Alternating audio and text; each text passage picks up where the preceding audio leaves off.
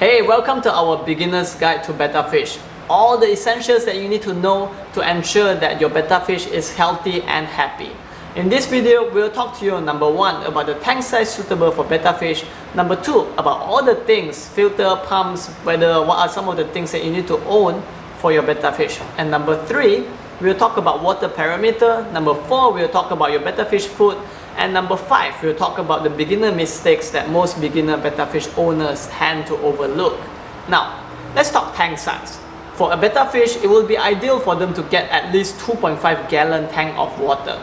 Sure enough, a betta fish can survive in like 1 gallon tank of water, but that doesn't necessarily mean that they will stay healthy and happy. For most betta fish that stay in a 1 gallon tank of water, normally they die within like 1 year. If you put him in minimum 2.5 gallon tank of water and take care of its basic needs, then it would live to at least be 3 years or even 5 years long. Now, let's look at the tools that you need for a betta fish aquarium. Now, number 1, you will absolutely need a filter. The reason is because betta fish poop, and poop is a toxic waste that can only be broken down by beneficial bacteria. And a filter media that is inside the filter helps to store a lot of this beneficial bacteria that will help to break down this toxic waste. Number 2, your betta fish do not need an air pump. The reason is because betta fish is a labyrinth animal that can breathe oxygen from the water surface. So as long as you have a 2.5 gallon tank with a decent amount of water surface, your betta fish will do just fine with the oxygen level.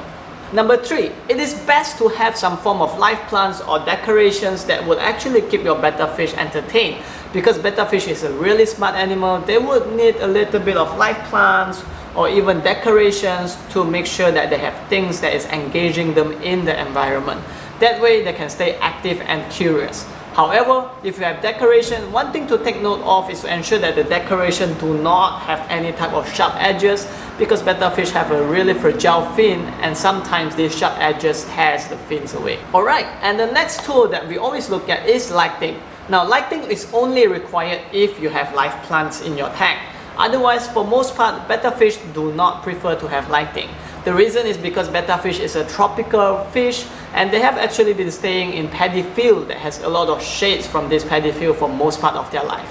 If you have a lighting, be sure to turn it off at night so that betta fish can fall asleep, because they're also a circadian rhythm just like us humans do. Next, let's talk water parameter. For water parameter, you want to make sure that the pH value is at around 6.5 to 7.2. Which means most tap water will do fine. If you are pouring a brand new tap water, you would want to make sure that the chlorine is dissolved. So use one of these anti-chlorine. And know that the larger your tank, the easier it is to maintain your water parameter. Let's talk about betta fish food. For most part, if you have pellets that is designed for betta fish like this, your betta fish will do just fine.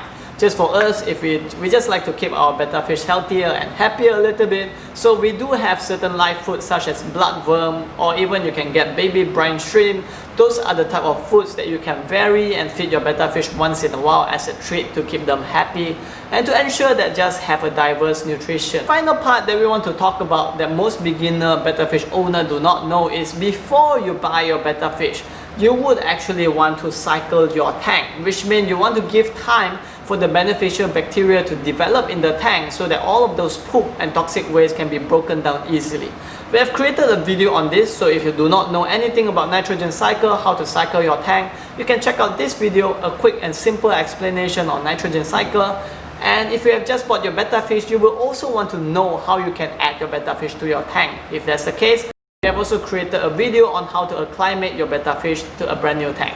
If you find our video to be helpful, please leave a like. If you have any questions, please leave it down at the comment below. And if you want to watch more of our betta fish guides video, you can subscribe to our channel Everyday Aquatics. We'll see you in the next video. Take care.